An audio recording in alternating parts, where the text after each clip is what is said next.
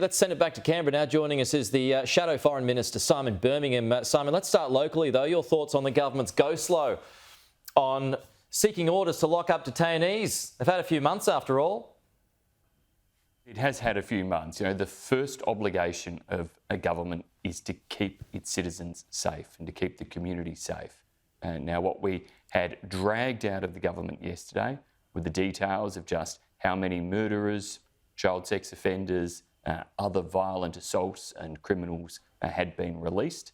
And then the revelation that having rushed through the parliament with the opposition giving full support and indeed acting on opposition calls to put in place community safety orders, the government hasn't sought one of them, hasn't made an application for one single community safety order yet. It's a remarkable failure by the Albanese government, which seems to have been dragged to every step of the response in relation to the court case last year that saw these detainees released and hasn't been able to get itself on the front foot when it comes to keeping Australians safe at all. The PM says that's because the legal threshold is so high, they don't want to make an application for it to just then be rejected. Does that hold up?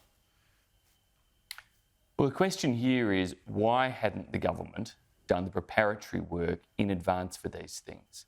Why did it take so long for it to bring forward the legislative response to the High Court?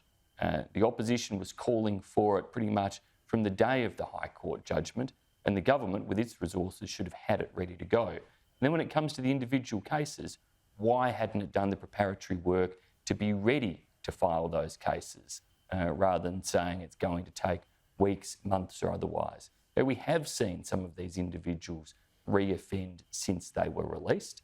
They do pose clear dangers to the Australian community, and it's why the government should be acting and acting with far greater speed than they've shown the interest or capability in doing. Still with the PM, Simon, he wasn't involved in the decision for Australia not to send a warship to the Red Sea. This after the US asked for help.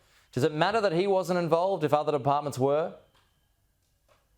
Well, this is another truly remarkable revelation through the Senate estimates process yesterday. You think about it, our closest ally, the United States, makes a request for Australia to play a role in the response to the Houthi rebels' assaults in the Red Sea, where some 12% of world trade flows through that critically important shipping channel. And the decision is left entirely in the hands of the Defence Minister. The Prime Minister doesn't seem to play any role in the decision. He doesn't call a National Security Committee meeting of the Cabinet. This is not proper process, and particularly not when you think about the way in which the government responded, which was woefully inadequate. Many national security experts and commentators have called this out as being one of the weakest responses by Australia to a request from the US. And in this instance, the government didn't step up to the response. It seemingly didn't even give it the appropriate high-level consideration it should have had. And still with the PM, but finishing up on Israel, Simon, yesterday the Prime Minister urged caution about Israel's planned military offensive on Rafah. We've been covering this morning, but he's not alone on that call. Do you share his view? Well, it is important that Israel act with regard for international humanitarian law and be very mindful of the huge humanitarian toll that is occurring in Gaza.